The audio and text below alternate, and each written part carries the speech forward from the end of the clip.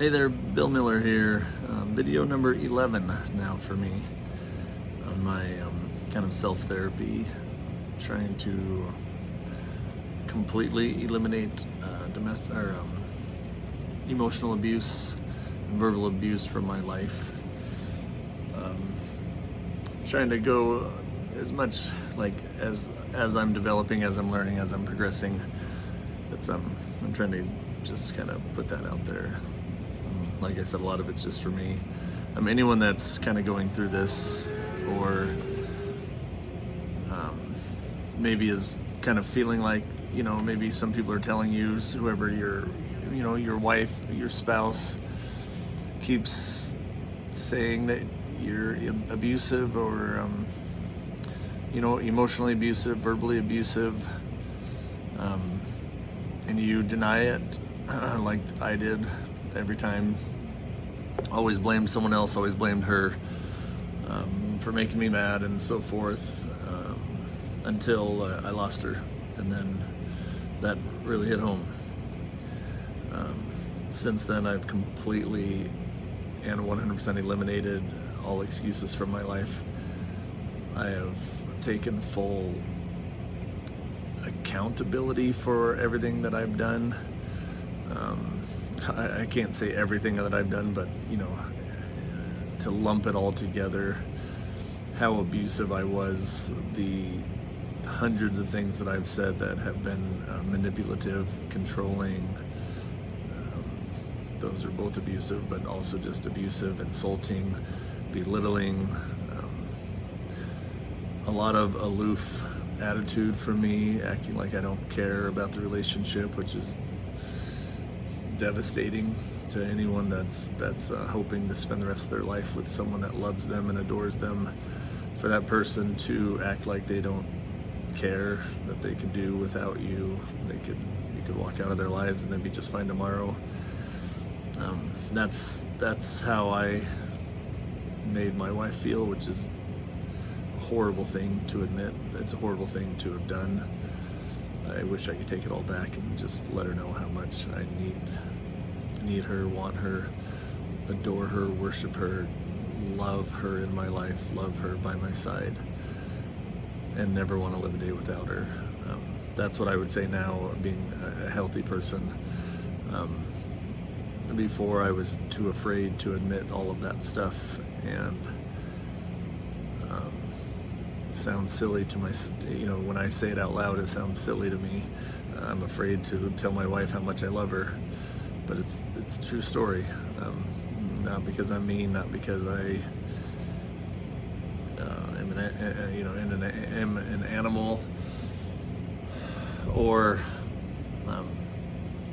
wanted to be abusive. I just, it was my way of protecting myself from being vulnerable. And I wish I learned at a younger age how to allow myself to be vulnerable and put myself out there to let her know how much I love her. Anyway, we've kind of gone through most of the steps. It's a process for sure. I don't know how long it's going to take, how long it takes if you were to go through all of the steps. Just to kind of summarize right quick, and these are just straight out of the book that I, the Emotionally Abusive Relationship. Very, very good read. I go back and reread things, and I'm not even done with the book, but I still, I'll think of something and kind of go back and read again. But the steps kind of in order. Number one, you're just admitting to yourself that you are an emotionally abusive person, and acknowledging the damage that you've done, your abuse has caused in your marriage or relationship. That's the first thing that happens. If you're not there yet, then I would, before it's too late, before you lose her, I would beg you to just kind of do some deep diving into, how do I know if I'm being abusive? If you are insulting your wife, if you are ignoring your wife, if you are punishing her like she's a child or a piece of your property, if you are making her feel unsure about her thoughts, if you are making her feel like she's doing things wrong, just to put doubt in her mind. There are dozens of things that we do to abuse, to be abusive. I would like to say, from my perspective, from my horrible. From my experience, sorry for the loss of words. When I look back now, I had no idea what I was doing. In the moment, you just feel so justified and like, I'm doing this because she did that or whatever. None of us mean to do any of the stuff, and that sounds like an excuse, but that's not an excuse. That is the God's honest truth. You don't know what you're doing when you're doing this. You are protecting yourself. It doesn't make it right. It doesn't make it hurt any less. It doesn't make it hurt the abused person any less. I know that. But it helps, it might help for them to know that you're not consciously being a mean person or an animal, or you're not actually heartless the way you come off as being sometimes. You're just not aware of how to present yourself, present your feelings, convey your feelings, express your feelings, communicate your feelings. You don't know how to do that stuff. So instead, you just put up these walls and you push her away, just to protect yourself from what, I don't know, but from protect yourself from getting hurt the way you did as a child, or getting left the way your parents left you when you were a child. But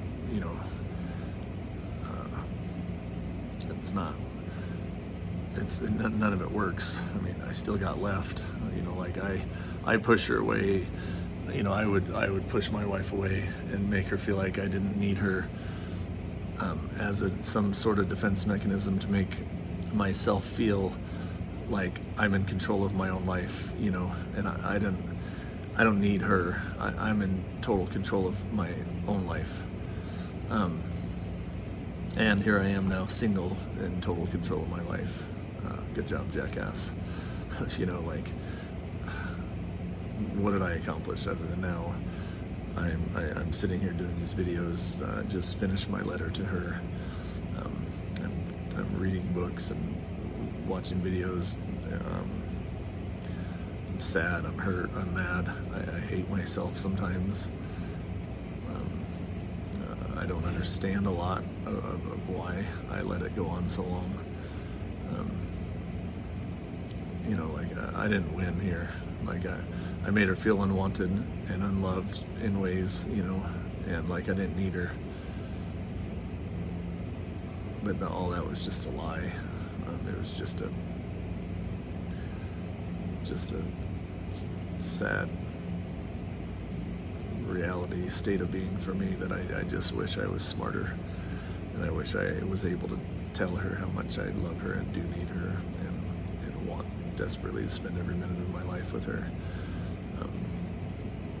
But anyway, went down a little rabbit hole there. Number 2, why you abuse. That's very important. That's kind of getting back to your roots as a child, as a young adult, maybe even as an infant child. Whether you were neglected, whether you were, generally you either do the exact opposite of what you experience as a child, or you follow what happened to you as a child, and you act the same way. There's rarely an in-between. If your dad was very, aloof, if your dad was very busy all the time, not really nurturing,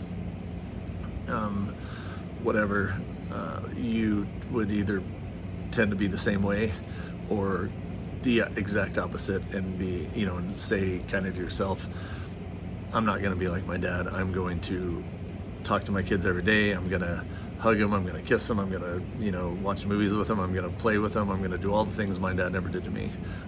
And then smother your kids, basically. But it's the opposite of what you experience, and you don't ever want your kids to experience what you did. So there's, like that. So that's kind of just understanding why you turned out the way you did is when you go back and look at how you grew up. It doesn't always have to be your parents. Your parents are by far the most common because they're the most influential people in your life. Sometimes you're bullied in school. A lot of people, unfortunately, especially now, where you're emotionally bullied via social medias and all those things.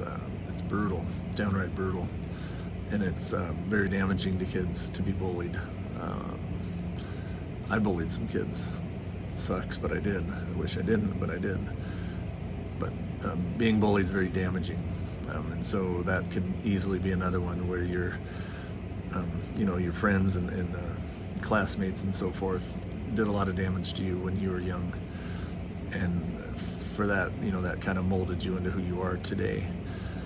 Because if you were, tiny or pipsqueak or, whatever, a crybaby, whatever it would be that you got bullied for, you're just probably going to grow up and be the opposite of that. Like, I'm never going to cry again because I was called a crybaby my whole childhood or whatever, But understand why you abuse, because that's the only way you're going to be able to fix it,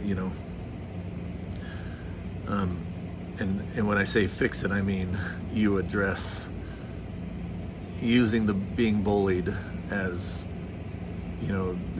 my example of what caused you to become emotionally abusive. You need to clean up clean up your unfinished business. Like, you're carrying that with you. For me, it was my dad and my sister being kidnapped, where I've carried this anger with me my whole life. And that anger comes out at everyone, anyone, especially my wife, the ones that you're closest to, unfortunately, those are the ones that get the brunt of it.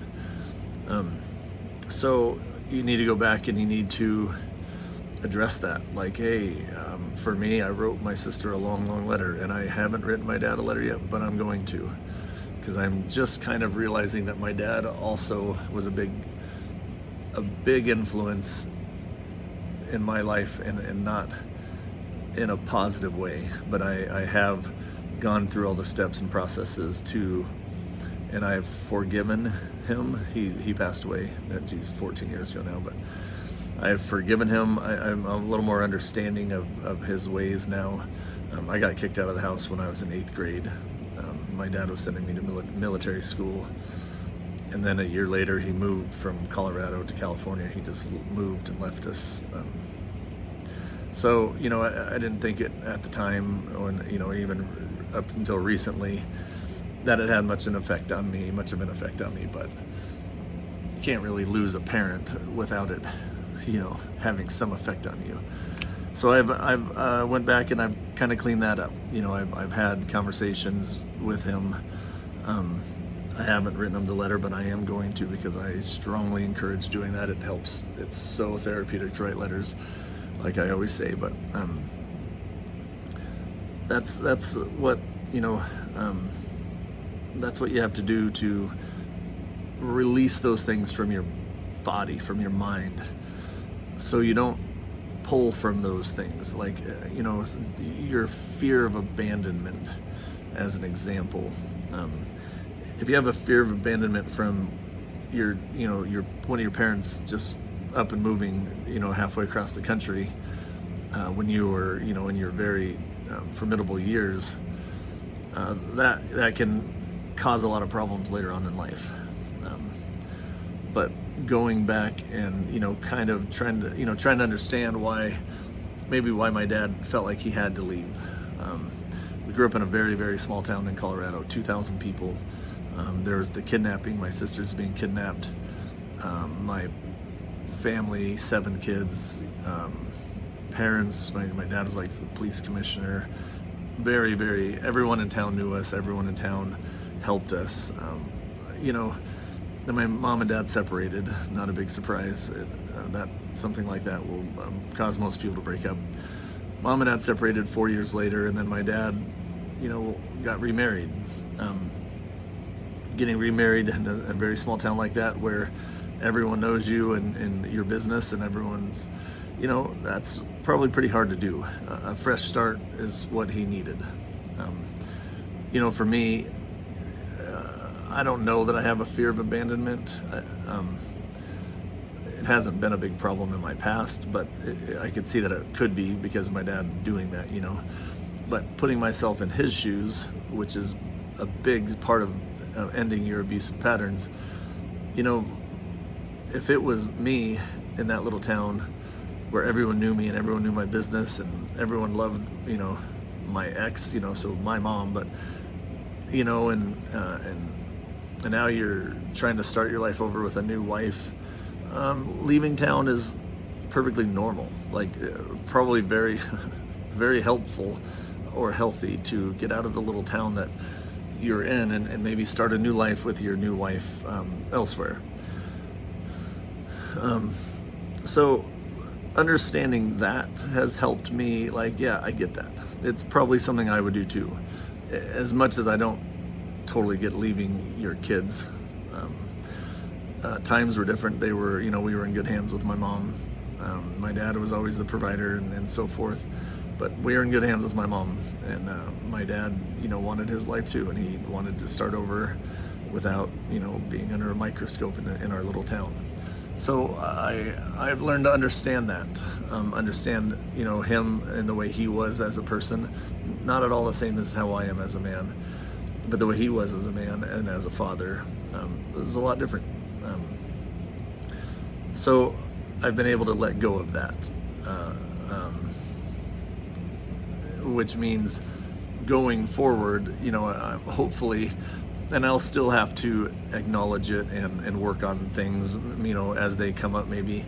But hypothetically, if God brings my wife back into my life, that's something I'm not going to have in my part of my behavioral patterns. I've let go of that fear of abandonment, and now it's just became, instead of a fear of abandonment, it's me being I understand what my dad was going through. And him leaving town made perfect sense for him. And we had an opportunity to go live with him, which we did, or stay with my mom, which we did that too. We went back and forth. But so now it's not a fear of abandonment. It's just an understanding of what he was going through and what he felt like he needed that was best for his life and his happiness and well-being.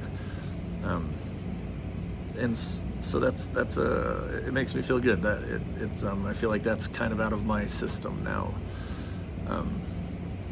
And then, yeah, so that's just kind of an example of working on your unfinished business, the things that caused you to be abusive in the first place. You can acknowledge them, but then you have to go back and really dive deep into them and figure out how you can either forgive them or understand them, and not just have it inside you, this anger or resentment or sadness, but maybe just try to come to an understanding of what the other person was going through or what caused that to happen. And sometimes it's a lot of people are sexually abused. A lot of people are sexually abused by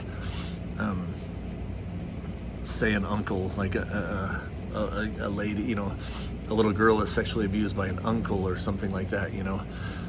How do you go back and say, well, it was a different time and I understand or something? I really don't think you can.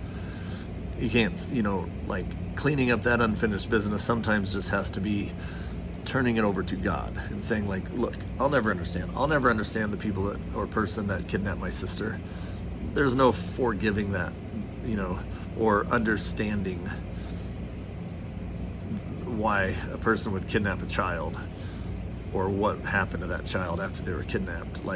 That's not anything you can forget or understand or just say, okay, I release it. But for me in particular, I was able to, when it comes to my sister, turn it over to God and just say, I don't understand it, but I know you do. It will make sense to me maybe one day when I'm up in heaven. It will it will make sense then as to what the bigger picture was.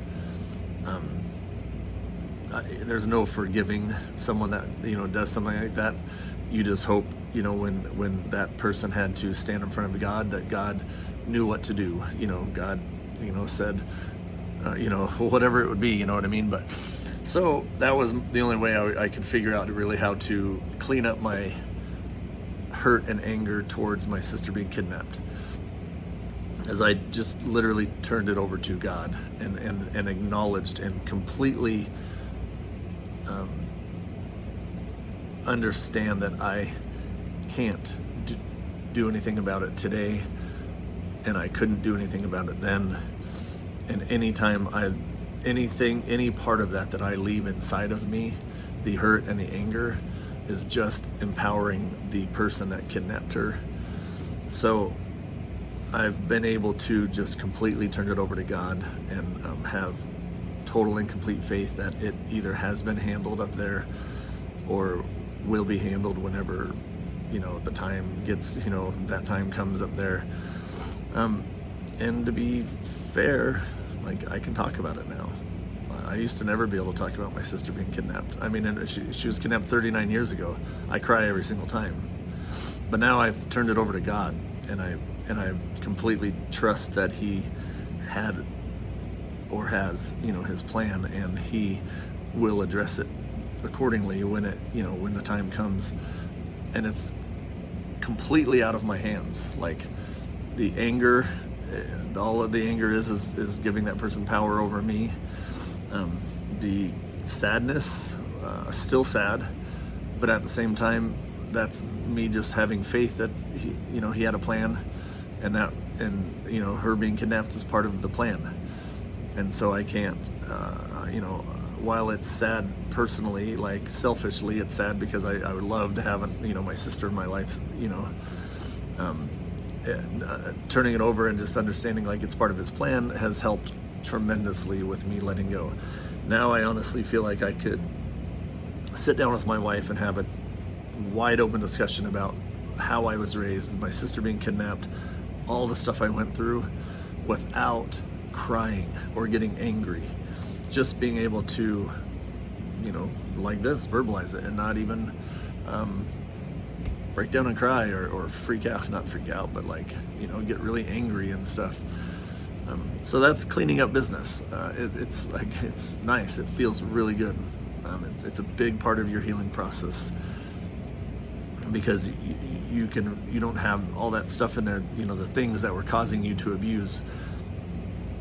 You're getting those out of your body, almost literally getting them out of your body. It's a big weight off your shoulder to release that anger, to not release, but to just get rid of it, to understand it, to, I don't know, you can take a deep breath, and I just feel a million times better.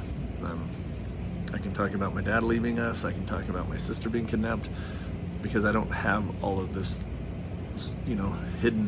all these hidden feelings and emotions inside of me anymore. I've addressed them, to put it bluntly, I guess. Step 4 is admitting to your partner that you've been emotionally abusive. Well, that would come along, I feel like that should be more step 2. Step 1 is admitting to yourself. Number 2 would probably, to me personally, would be admitting to your partner that you've been emotionally abusive, and then work on it from there. But whatever, it's just one of the steps is you do have to admit to your partner that you've been emotionally abusive, because number 1, they have a right to know that you realize who you have been to them, and that you're no longer in denial, that you're no longer going to blame them for your actions. I feel like it would be a big part of their healing process to admit to them, hey, I acknowledge completely that I was dead wrong. All of these things that I said to you, all of these ways that I treated you, I was dead wrong. And when you said, when I said it was your fault, that's not true. It was my fault, and completely my fault, and there's nothing you could have done to prevent it. And there's not a person in the world that could have prevented it.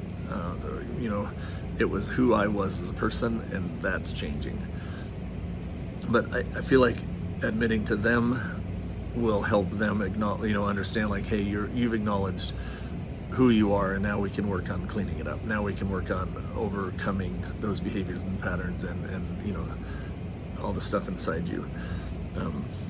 Obviously, apologizing to your partner is a big one. Unfortunately, for most of us that have been abusers, that's a big part of our patterns. Is we treat them like shit because we feel something triggered us, and we treat them like shit over it because like it's their fault or something, that we have these things inside of us that that the smallest little actions trigger us, and it sets us off, and we become very abusive.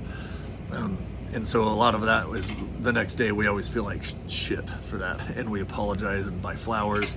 Good gosh, I can't tell you, I used to buy my wife flowers almost every week until one, she told me to stop. Like, buying flowers gave her a bad vibe, bad feel, because all it did is remind her that I screwed up and like that I hurt her and abused her again, And so I stopped for a while, but then, towards the end, I was like, she made a few comments about how I don't buy her flowers anymore.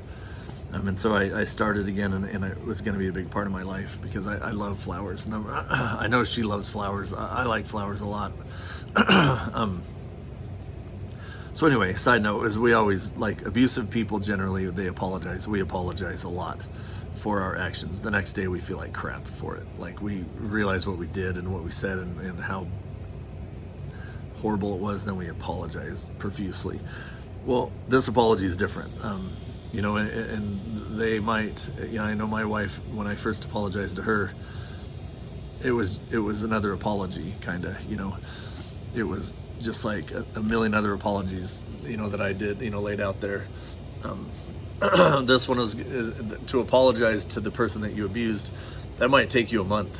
I mean, you're going to apologize and you're going to show, and you're going to apologize again, you're going to show. And she's going to say, remember when you did that, that hurt me really bad. And you're going to say, I'm so sorry that I did that. You're going to apologize again. Like, I am so sorry. And like, you even can think, like, man, remember that time when, I'm really, really sorry about that. Like, you were absolutely in the right. I was absolutely in the wrong. And I'm so sorry about that, because, and eventually she'll get it that you really, really are sorry, because it is a horrible realization when you realize that you are hurting the person that you love. It is depressing. It's yeah, man, I'm still messed up over it. I still have so much anger and like stuff inside me about the things I told her. And gosh dang, she's amazing. Like, I love her, and I just can't believe I would say the things I said to her. Oh, and I kick my own ass. Anyway, but apologize every time something comes up that reminds you of it. Apologize again, and it'll sink in. She'll understand that you really are sorry, and as you change, she'll see your changes. Another one, I'm not going to get into it because we just did, but learn and practice ways to identify and constructively release your anger, pain, and stress.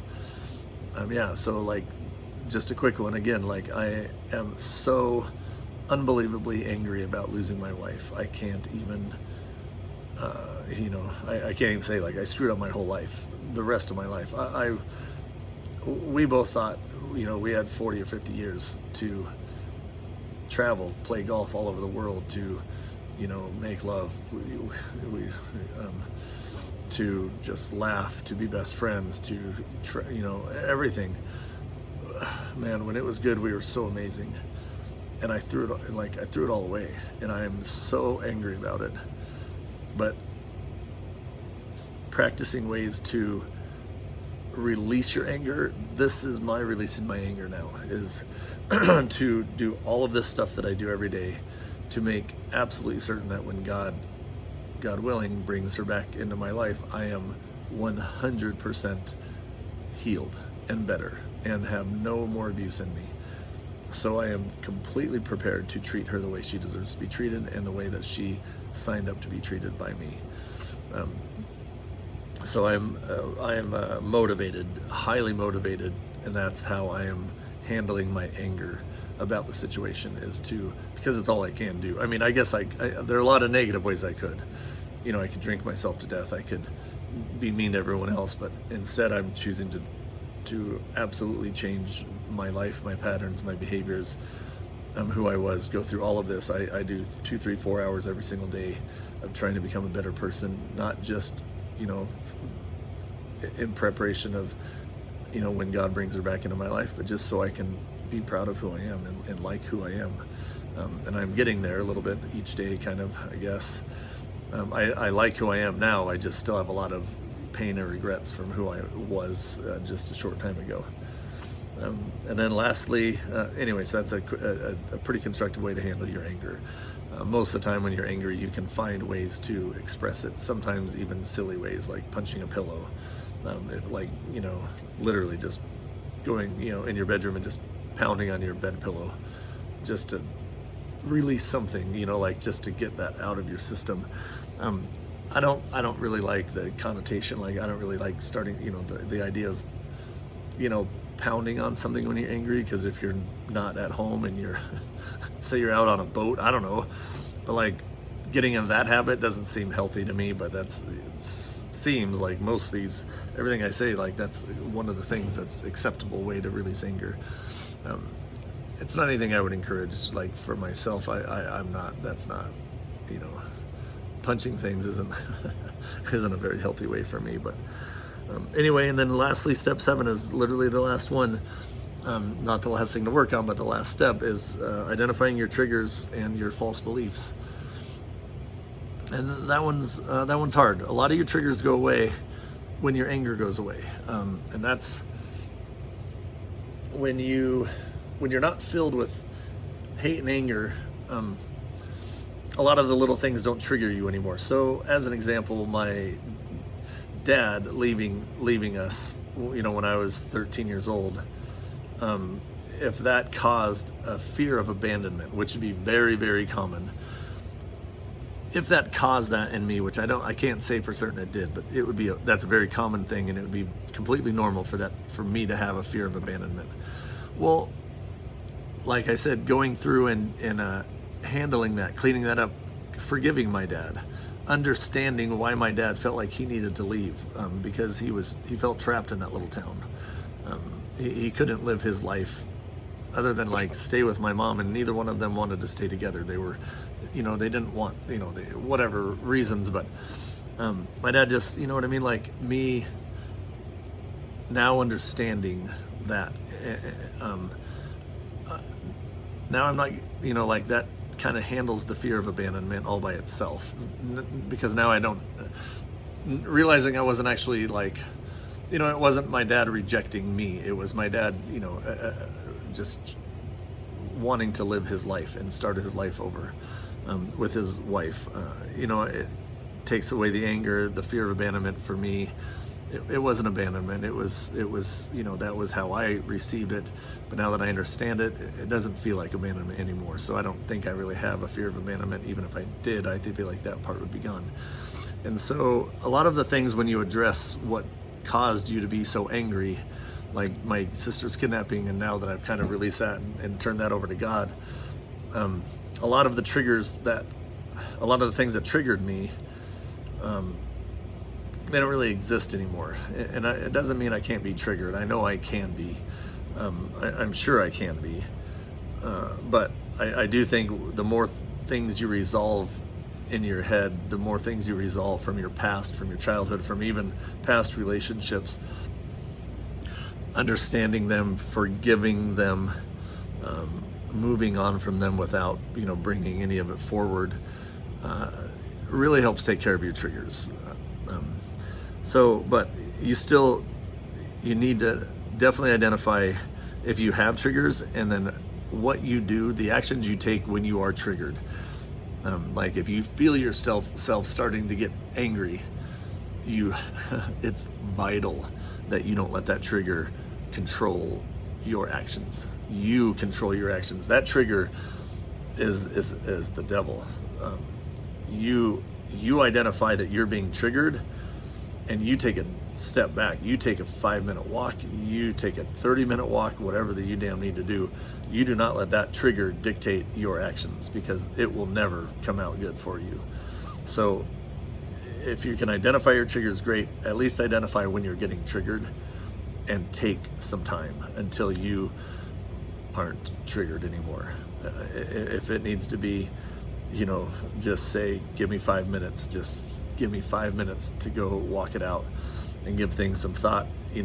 Whatever you need to do to get through your trigger, you have to identify that you're triggered, because you are not in your right mind when you're triggered. You will say anything and do anything, and you have no control over it, none whatsoever. So do not, please, dear God, do not let triggers be a part of your life anymore. Identify them, identify when you're getting triggered, and remove yourself from that trigger for as long as you need to work yourself through it. And then you can address what triggered you, maybe with your spouse, and say, hey, I had to step aside. I had to go away for a bit because I was triggered, and I was going to say a bunch of stupid, hurtful things that were going to be damaging to us. And I'm trying to figure them out. I'm trying to overcome them. I'm trying to, release those so I don't have them in me. But in the meantime, this is what you said and did that triggered me. So if there's any way we can work with that, so we're not, triggering one another. Triggers are the devil for sure. Anyway, I know I rambled on a lot tonight. 36 minutes, not a record, but maybe second place. Until tomorrow, I hope everyone's in a good state of mind.